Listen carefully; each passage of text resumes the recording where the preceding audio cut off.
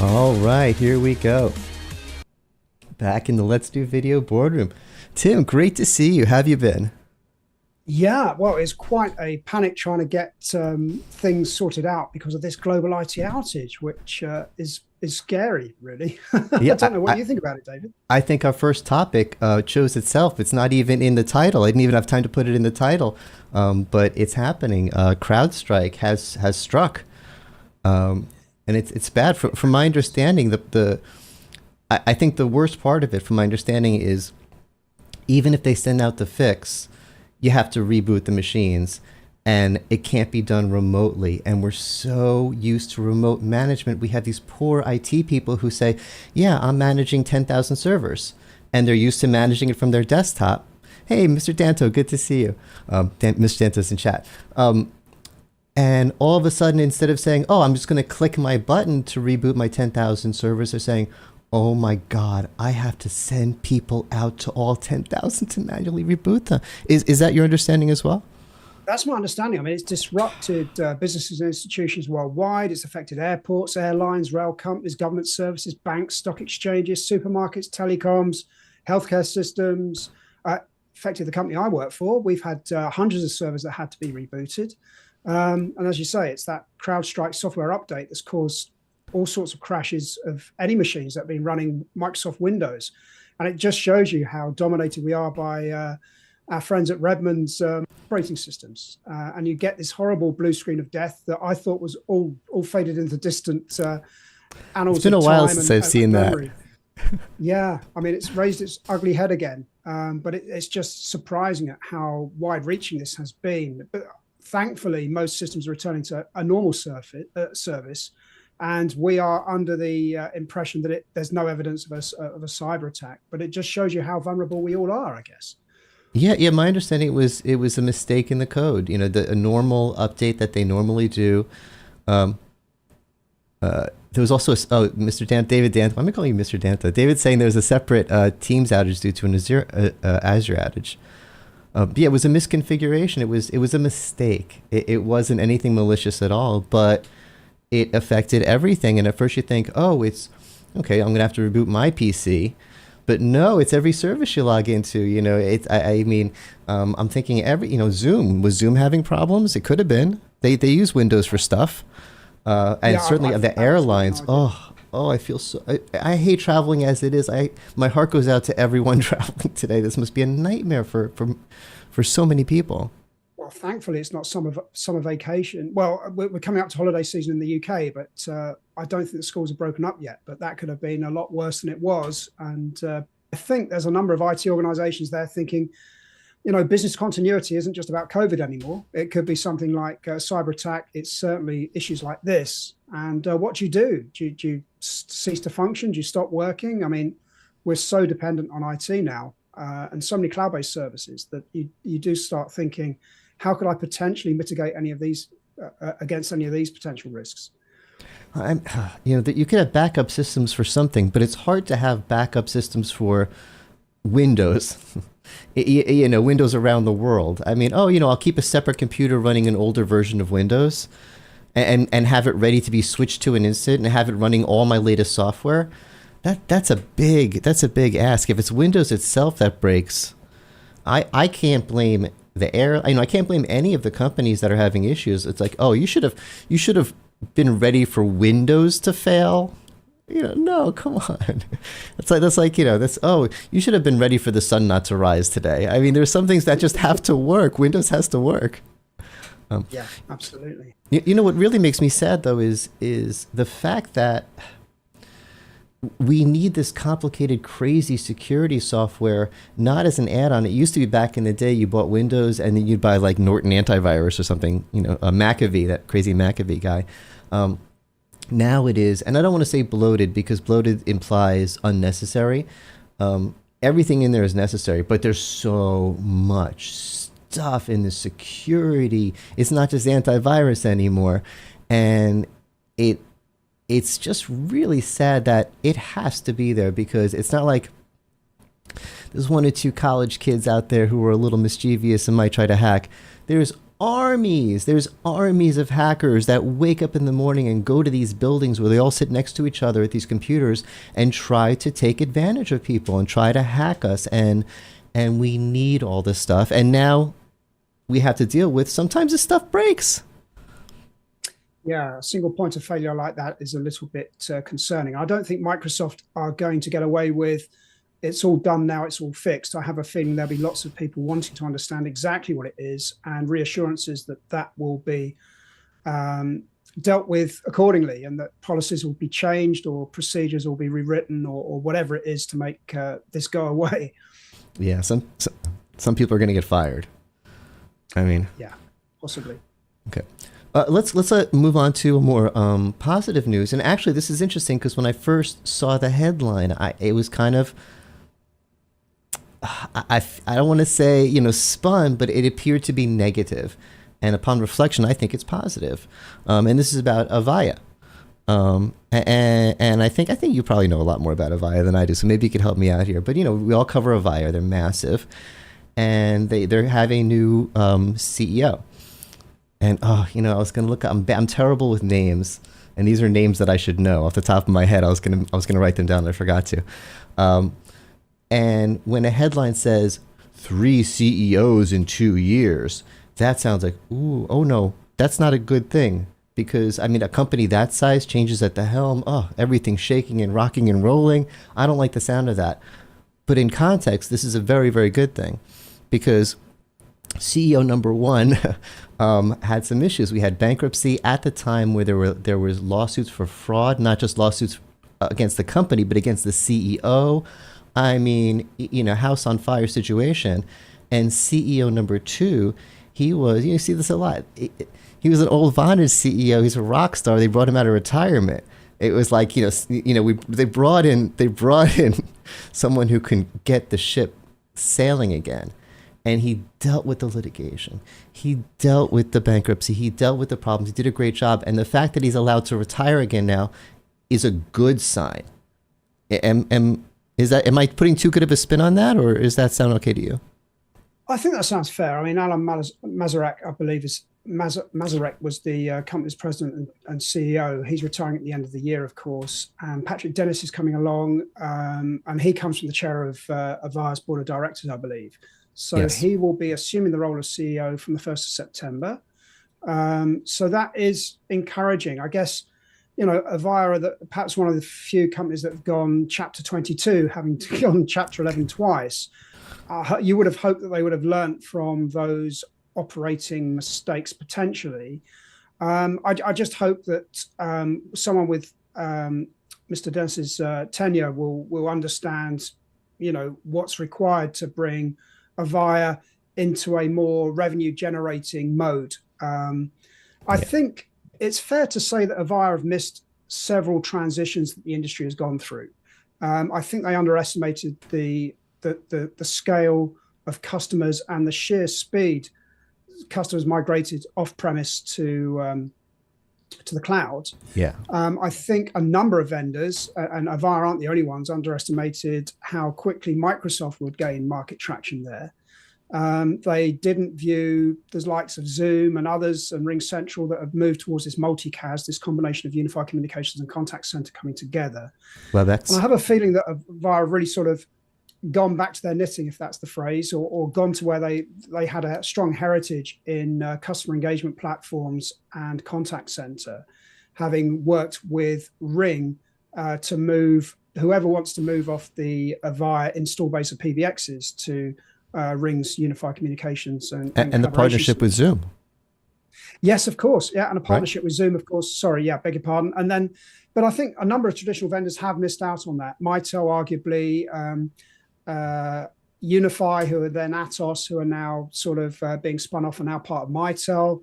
So there's been a lot of industry transitions and strategic inflection points that have been missed by this industry. I'm hoping that Avaya will have a renewed focus in the areas that really matter and try and pave a way through to focusing on what it's known to be, sort of leading customer engagement contact center solutions. Yeah. And to be fair, it hasn't been easy. I don't want to be like, oh, I know better than them. They should have done this. They should have done that. It's been, our industry has been crazy. I mean, it has, and I guess it's been a rude awakening to a number of vendors that have been caught by surprise. And I guess that's our role as analysts, is to understand the strategic inflection points and what represents a risk and what represents an opportunity. And sometimes some companies just find it too hard to change their business models. They may have made money on selling phones, and all of a sudden it's like, well, why are we focusing on phones? I just need a headset. They may have been focusing on different reoccurring revenue streams and focusing on advanced services. And as the move towards IT, as IT becomes more of an administration and a management overhead rather than a configuration issue that partners deal with, that's challenged many people's business models. So some companies, they miss the transition because of technology. Some miss it because of having to reconfigure their business models. And that's very difficult for companies to do. Yeah, it's hard to pivot, especially when you're making money. We saw, it used to be if you wanted to make a video conferencing call, there was certain companies used for infrastructure. And when we went to cloud, we thought they would be the cloud companies, and they weren't, pretty much. Yeah. So let's move on to the next stories, because I think that'll be a fun conversation, because it's something we both love talking about, which is hybrid. Both Amazon and Zoom kind of got knocked around by the internet and the press for hybrid stories recently. Let's start with Amazon, and this was interesting. So like a lot of companies, Amazon did a PTO, partial return to the office. Got to go a couple of days. Which I think that's the fair compromise. I mean, there is something to say for, I don't want everyone remote. I want some people to have some inside jokes. I want you to share a pizza now and then. I mean, as a boss, I feel like there is some value. I feel like if you're there in person, you're going to be a better team. Sometimes I get you work better remotely. I get it. But sometimes I want you there. So they had the partial return 2 days, and what's happening is the workers are doing something, I forgot what they called it. They called it like a coffee check-in. What they go is, because they're checking their badge, they badge in, have a cup of coffee, say hi to their friends, and then go home.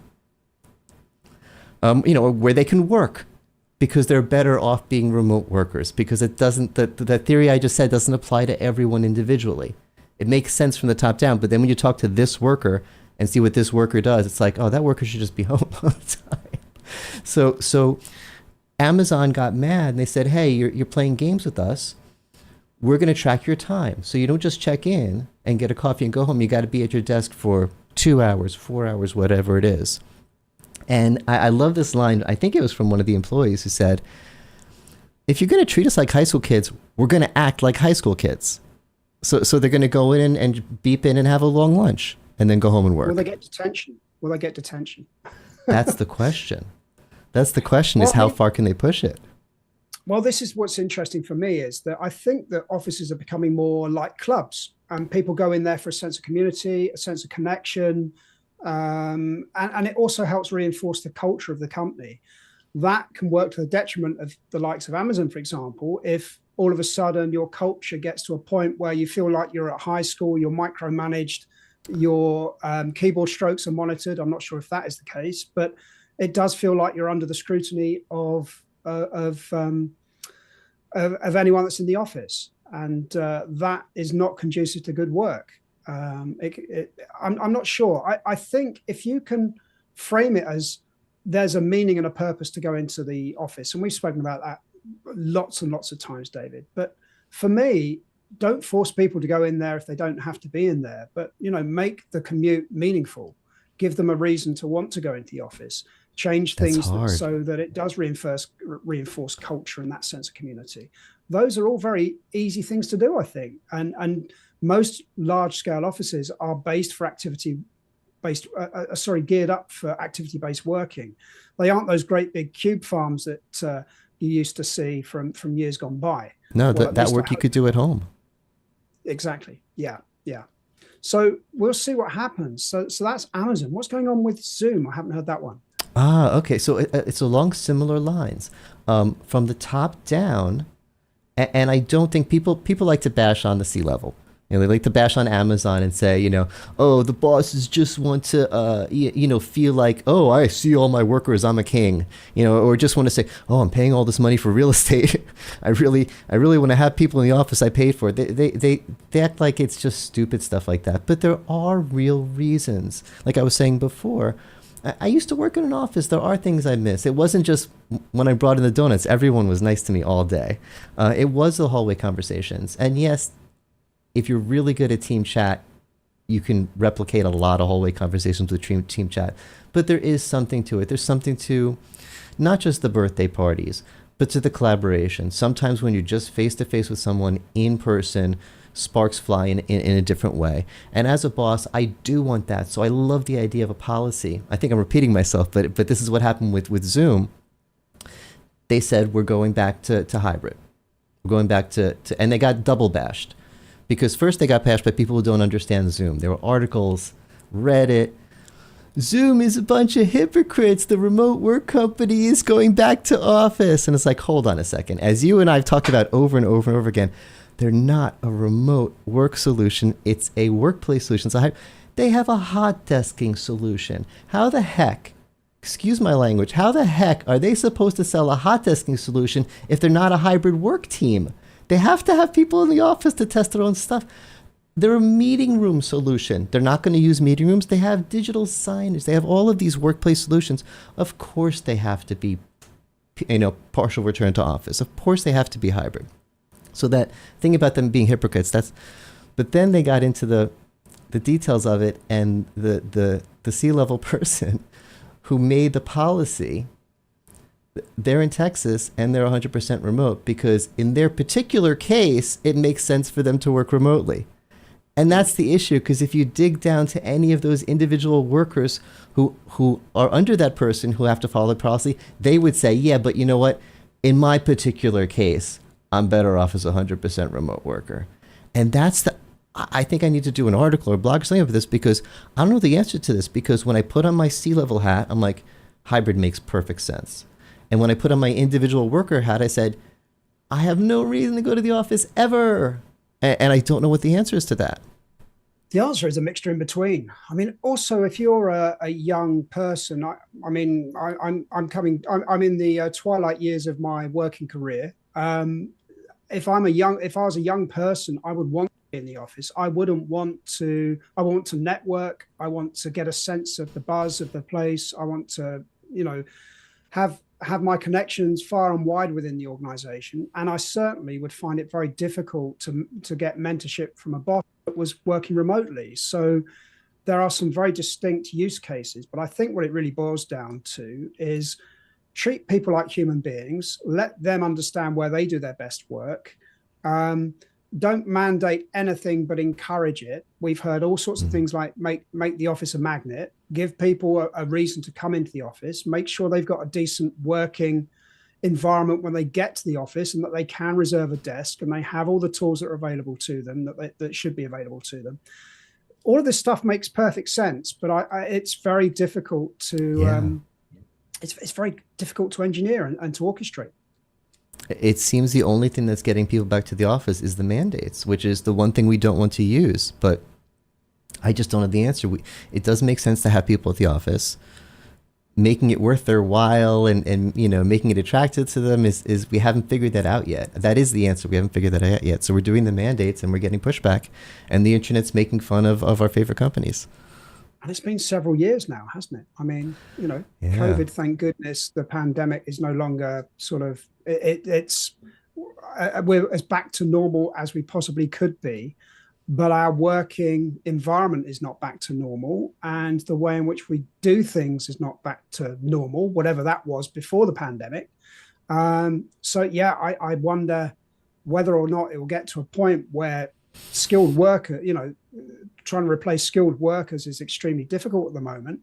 Will it get to the point where a few people will be fired to make examples of them? I hope to goodness not, but I don't know what else can be done.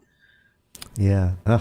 Well, hopefully, I mean, I keep getting back to what you said before. The answer is we have to give workers a reason to say, I really want to go to the office this Thursday because this is happening, but I don't know what this is. And maybe it's a mixture of things. You know, we joke about Taco Tuesday, but I do think that could be a big part of it. But obviously, that can't be all of it. But I think that is the answer. We have to find a way to make people want to be at the office. This is where I'd love AI to come into effect. I have a feeling that we assume that everything can be done online. Now, I've tried digital workboards. I struggle with things like setting strategy for next year with my whole team. I'd love to get to a point where we can all meet in a building. I can, make sure that we sit down, we work together on things, we pick up pens to whiteboard. It's extremely difficult and irksome to do it remotely. Although the tools are available to do so, it's just not easy to do. So I'd hope that AI would say, what are you trying to achieve? What are you trying to do with this meeting? Is it information? Well, if it's excuse me, if it's information, it could just be an email, or maybe you record a video clip, or maybe you post it up somewhere on an intranet.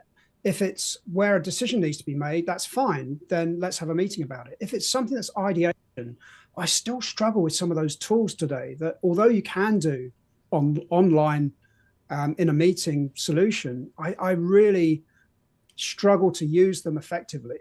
Maybe it's down to my use of it, or maybe it's down to it's just not conducive for getting decent work done. That's a great, what you just said at the end there. I was thinking it was just me. I have this question of, are these tools not ready for prime time, or am I not personally good at them yet? And I always think, oh, I'm just not good at these tools. But maybe there's an issue with them. Well, let's see how Zoom Docs pans out. I know we're both looking to get our hands on that one. Oh, for sure. Yeah, that's I'm looking forward to that when that surfaces. Yeah. So, should we head on to the final topic? I know it's a Friday. Absolutely. Let's before CrowdStrike busts us down again. This is right there. Microsoft Copilot button. I put out a video about it. I'd love for it to get more views. It's actually doing pretty well already. I'll put a link below it for the replay. I can't do it while we're live, but it is very rare to mandate a change on the keyboards of the world's keyboards. And different keyboard manufacturers can make some changes themselves. They could say, put the volume here instead of here or whatever. But back in the 90s, Windows said, every keyboard manufacturer in the world, you're all going to have a Windows button now. And they all did, and kind of live with it. And they're doing it again with a Copilot button. And I think that's a whole different ballgame, because a Windows keyboard is used for Windows and only for Windows. I mean, that I get. But Windows Copilot has competitive products. Zoom Ask AI Assistant, if I understand it correctly, is going to be very similar to Copilot. It's not just in the email, helping you write an email, in the meeting, summarize a meeting. It's outside of it, just chatting with you about whatever you feel like talking about. Okay, that's what Copilot is. And so we have, and it's funny, I went to Copilot because this Copilot, you can go to copilot.microsoft.com or something like that and play with Copilot. Even if you don't have the app on your desktop, because Windows 11, it's with Windows 11. I'm on Windows 10. But I asked Copilot, I said, how many competitors are there to you? And it said there's dozens, if not hundreds, of competitors to Copilot for Windows, and specifically, not Copilot for Office, Copilot for Teams, Copilot for this, Copilot for that. Copilot for Windows, the thing that happens with the button. So there's hundreds of competitors, and there's a button for it on Windows. And I put a lot of my thoughts, I really thought about this into the video, so I don't want to go into the whole thing now. But there's one thing I forgot to say in the video, which is I think about how many times I mentioned that Windows key. I think about how many times I hit the Windows key by accident. It's all the time. It's not once or twice a year. It's several times a week. For the last 10 years, I accidentally hit that Windows key and the little Windows stuff pops up and I say, oh, I'm not using that. I don't need that.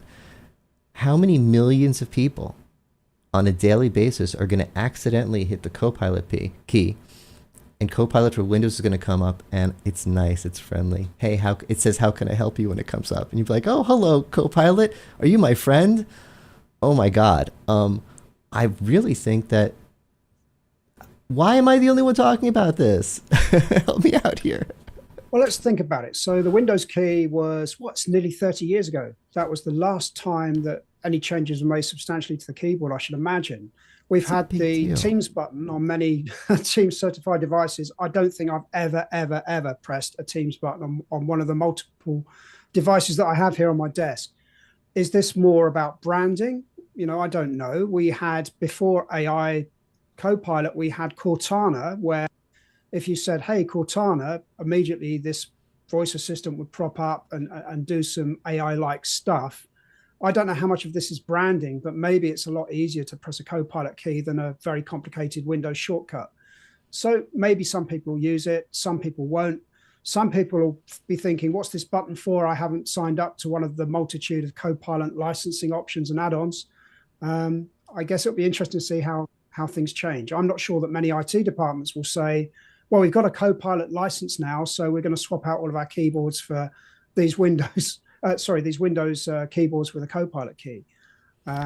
So yeah, it's an interesting move. I do wonder how much of it is a marketing and branding exercise, how much of it will be interesting or be utilized. But it does mark a bit of a turning point where keyboards, will be designed differently.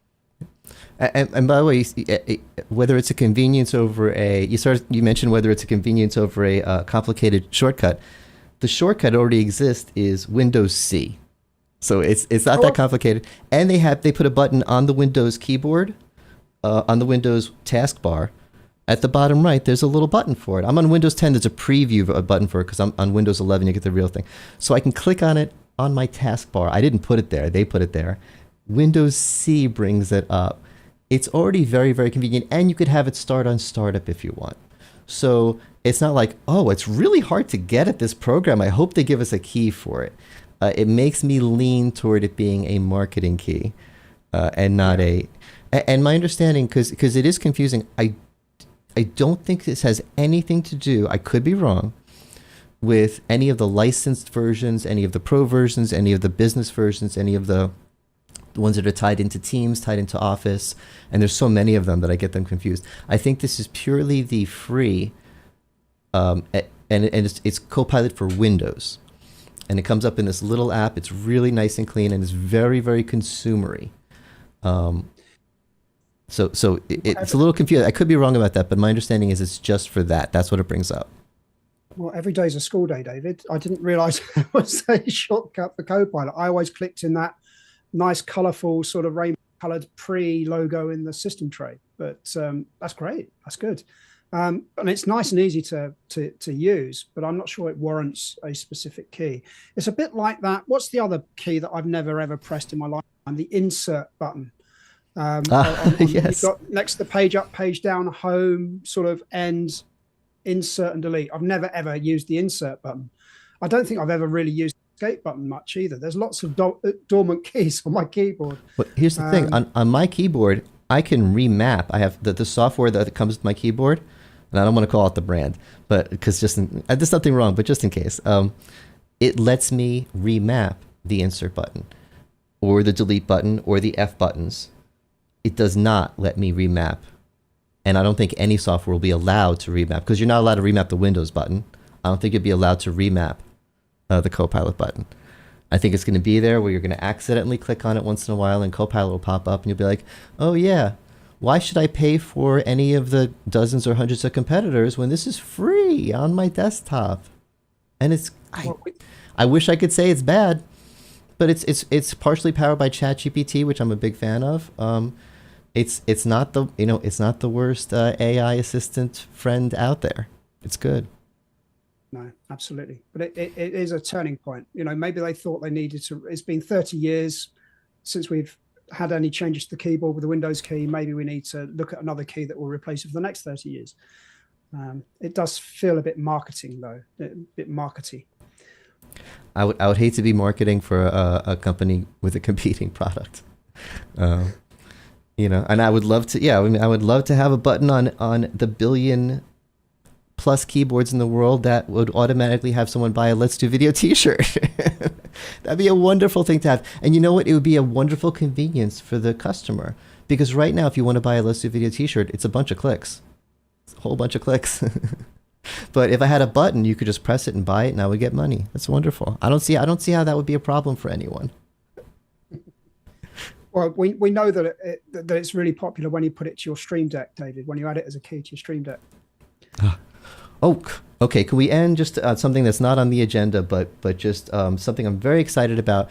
News from my friends out there who use OBS. There's an update to OBS. This is so exciting that lets you put chapter. This doesn't sound exciting. It's so nerdy, but it's so exciting to me. Lets you put chapter markers in your recordings if you record with OBS, and you could set up Stream Deck buttons to put in the chapter markers. Not chapter markers, just markers. You've never seen an LDV t-shirt. It's been a while since I've had them. I need to get them going again. You could set the chapter markers with labels. So when you go to your recording, like let's say I want to start doing more vertical clips. And every once in a while, we have a back and forth. I'm like, ooh, that would be a good vertical. I could have a button that'll put a marker in the recording saying clip for vertical. Or if there's something I didn't like, I want to edit out later, I could have a button that says edit this out. Or if I'm doing one of my unboxing, it takes me multiple takes of everything. I could have a button that says use this take. And when you open it up, I've been using a DaVinci Resolve lately as my editing software. And you know how editing software has that timeline? In the timeline, you see these little markers, and when you mouse over them, it has the labels. So I'm editing in half the time that I used to edit. So that's nice. I like that. Yeah, OBS users, update to the latest version of OBS and go online and look for some tutorials about how to get the markers working on your Stream Deck. All right. With that, it's Friday. Are you ready to go? It is. Let's hope there's nothing looming next week in the world of IT outages. And David Danto, thank you for watching live, and everyone else, thank you for watching on the replay. Take care. We'll see you in 2 weeks.